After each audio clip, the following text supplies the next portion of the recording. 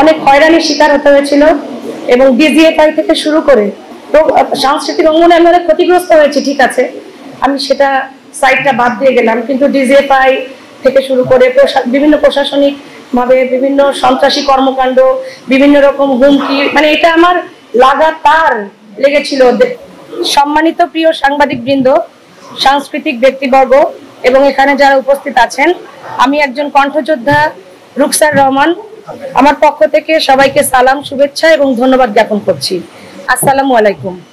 জাতিসংঘ কর্তৃক অনুমোদিত বাংলাদেশ জিয়া শিশু একাডেমির আমি একজন প্রাক্তন শিল্পী এবং সাবেক কোঅর্ডিনেটর। এত দ্বারা সবাইকে জানানো যাইতেছে যে দেশটা তোমার বাপের নাকি, এই যে গানটি নিয়ে এখন সবার মুখে মুখে গানটি, এই গানটি সর্বপ্রথম আমি রুকসার রহমান আমার কণ্ঠে ধারণকৃত হয় 2022 সালের 3 ডিসেম্বর। এটা আমার কণ্ঠে ধারণকৃত হয় এবং এই গানটির গীতিকার শ্রদ্ধেয় ইথুন বাবু ভাইয়া। তো এছাড়া আমার এর আগে যে গানটি সারা বিশ্বব্যাপী আলোড়ন সৃষ্টিকারী ভাইরাল গান, যে গানটার শিল্পীকে এখন পর্যন্ত আসলে অনেকেই জানে না, হয়তোবা ইবি মিউজিকে ঢুকলে হয়তো থাম্বনেলে একটু দেখা যায় আমার চেহারাটা একটু মাথায় ফেটি বাঁধা, এরকম একটা চেহারা। 2018 সালে যখন আমার দে দে জেল ভেঙে দে গণতন্ত্রের মায়ের মুক্তির গান, যখন সেই সময় কথা বলতে যে একটা কথা বলবো, একটা স্ট্যাটাস দিব, কেউ একটা স্ট্যাটাস দিয়েছে কিন্তু ওটা আবার হাইড করে রেখেছে, আবার অনলিমিটে দিয়ে রেখেছে, আবার সেটাকে কি করেছে, স্ট্যাটাসটাকে আবার কোনো সময় কোনো ফ্রেন্ডকে মার্ক করে করে মানে আমরা হাইড করে রেখেছি, এরকমও করেছি। বিশাল ভয়ঙ্কর মুহূর্ত আমরা পার করে আজকে আমাদের এই স্বাধীনতার অর্জন, আমরা এই নতুন সূর্যোদয় দেখতে পাচ্ছি। তো এই জন্য আমরা আল্লাহর কাছে সর্বপ্রথম নিজেকে শুকরিয়া জানাবো এই জন্য যে আসলে আমরা অনেক ভাগ্যবান যারা আমরা এখন সুস্থ আছি, বেঁচে আছি, সুন্দর আছি, হাসতেছি। ওই যে সেদিনের স্বাধীনতার দিনে যারা রাস্তায় বেরিয়েছেন তারা সবাই কিন্তু দেখেছেন নতুন বাংলাদেশে কত উৎফুল্লতা, মানে তাদের উৎফুল্লতা দেখে হয়তো বাহিরের দেশগুলাও সবাই সেভাবে করে পালন করেছে, যারা প্রবাসে আছে তারাও সেভাবে পালন করেছে। বেশি কথায় যাব না, আমি মূল কথায় আসি। তো এই গানটি আমার 2022 সালের 3 ডিসেম্বর দেশটা তোমার বাপের নাকি আমার গাওয়া। ওই গানটি গাওয়ার আগের ইতিহাসটা আমি একটু বলি। আমি ফেসবুকে একটা গান করেছিলাম, ফেসবুকে পোস্ট দিয়েছিলাম যে আসামের একটা গান, গানটা হলো মনে করি আসাম যাব। গানটা নিশ্চয়ই অনেকে শুনেছেন, মনে করি আসাম যাব, আসাম গেলে তোমায় পাবো। তো দেশটা তোমার বাপের নাকি গানটা সংগ্রহের গান, কিন্তু লিখেছেন আমাদের গীতিকার, শ্রদ্ধেয় গীতিকার ইথুন বাবু ভাই। এই গানটি গাওয়ার আগে যখন আমি এই আসামের গানটা ফেসবুকে আপলোড দেই, তখন ভাইয়া বললো, কিরে তুই তো পাহাড়ি গানগুলা খুব সুন্দর গাস, ফুল গাছটি লাগাইছিলাম কাদামাটি ধুলামাটি দিয়ে, আর এরকম আমার অনেক গান আছে, কিছু পাহাড়ি গান আছে ধাঁচে, তো এই গানগুলো কিন্তু খুব সুন্দর গাস। তো ঠিক আছে, নেক্সট গণসমাবেশে তো ভাইয়া যেহেতু ইনস্ট্যান্ট গান লিখতে পারে, তার এই কোয়ালিটিটা আসলে অনেক প্রশংসনীয়।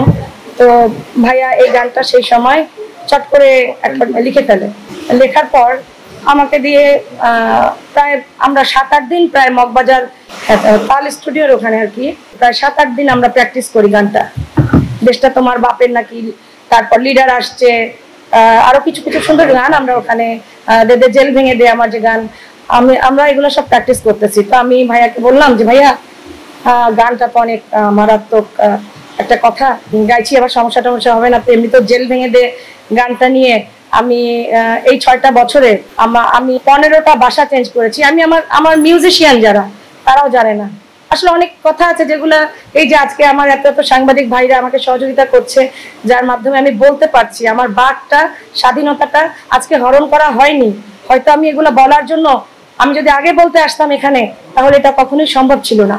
তো ওই গানটা গাওয়ার সময় তখন আমি গাইলাম, গাওয়ার জন্য আমি রাজশাহীতে গেলাম।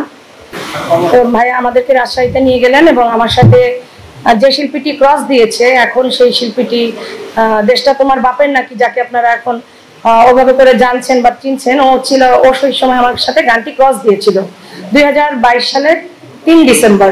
দরজা বন্ধ ছিল, এটা দরজা বন্ধ ছিল কথাটার অর্থ হলো যে কেন ভাইরাল হলো না, মানে ওই রকম ভাবে ভাইরাল হলো না, এখন যেরকম ভাইরাল হচ্ছে। এখনের যে গানটি দেশটা তোমার বাপের নাকি, এই গানটি ওই সময় বিএনপির বিভিন্ন মিডিয়া সেল, পেজ, তারপর যারা জাতীয়তাবাদী দলের আছেন তাদের হয়তো প্রোফাইল লক করে চোরের মতো চুরি করে, যে কত বড় কথা, দেশটা তোমার বাপের নাকি, এই কথাটাই তো ওই সময় আক্রমণাত্মক একটা কথা। করছো চলাকলা, কিছু বললেই ধরছো চেপে জনগণের গলা, তো এটা তো ভীষণ আক্রমণাত্মক একটা কথা ওই সময়।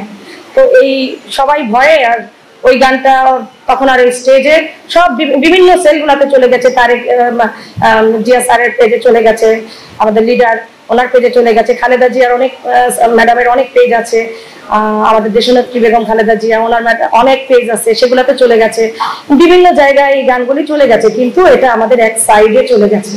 হয়তো অনেকে আমাকে কল দিয়েছে, যে আমি বা অনেকে কমেন্ট বক্সে গিয়ে দেখেছি, যে জানতে চেয়েছে এত সাহসী শিল্পীটা কে, এই সাহসী শিল্পীটাকে আমরা জানতে চাই। অনেক পেজে অনেকে আমার নাম জানে না, ওই সময়ের ওই শিল্পী, ওই সাহসী শিল্পীটাই রুকসার রহমান, অনেকে জানে না, কারণ আমার ভেতরে অনেক ভয় ছিল, অনেক অত্যাচার ছিল, অনেক কষ্ট ছিল, এবং অনেক হয়রানির শিকার হতে হয়েছিল, এবং ডিজিএফআই থেকে শুরু করে তো সাংস্কৃতিক অঙ্গনে আমি অনেক ক্ষতিগ্রস্ত হয়েছি, ঠিক আছে, আমি সেটা সাইডটা বাদ দিয়ে গেলাম, কিন্তু ডিজিএফআই থেকে শুরু করে বিভিন্ন প্রশাসনিক ভাবে বিভিন্ন সন্ত্রাসী কর্মকাণ্ড, বিভিন্ন রকম হুমকি, মানে এটা আমার লাগাতার লেগেছিল। যখন আমি দেদে জেল ভেঙে দে করি, অনেকে ফোন দিয়ে বলতো আপনি কি বেঁচে আছেন, যেমন এই গানটা যখন কিছুক্ষণ আগে এখানে মাইকে বাজছিল, যে দেদে জেল ভেঙে দে, আপনি কি সেই শিল্পী, আপনি বেঁচে আছেন? এই প্রশ্নটা কেন করেছে? কারণ এই প্রশ্নটার পিছনে তো নিশ্চয়ই কারণ ছিল। তো ঠিক তেমনি আমি যখন দেশটা তোমার বাপের নাকি গাই, তখনও এই বন্দি জায়গাগুলোতে গানগুলা কিন্তু সব রয়ে গেছে, এবং এই গানগুলা সব ওখানে পাবলিশড হয়েছে। এখন যেমন উন্মুক্ত মঞ্চে মৌসুমী, যে মেয়েটা আমার সাথে ক্রস দিয়েছিল, ও গিয়েছে, ভালো গিয়েছে ও, তো এখন যেমন সবার দরজায় পৌঁছে দেওয়া সম্ভব হয়েছে, তখন কিন্তু ছিল না। এটা একটা পয়েন্ট, যে সেই সময় আমাদের প্রত্যেকটা দরজা জানালা সবার বন্ধ।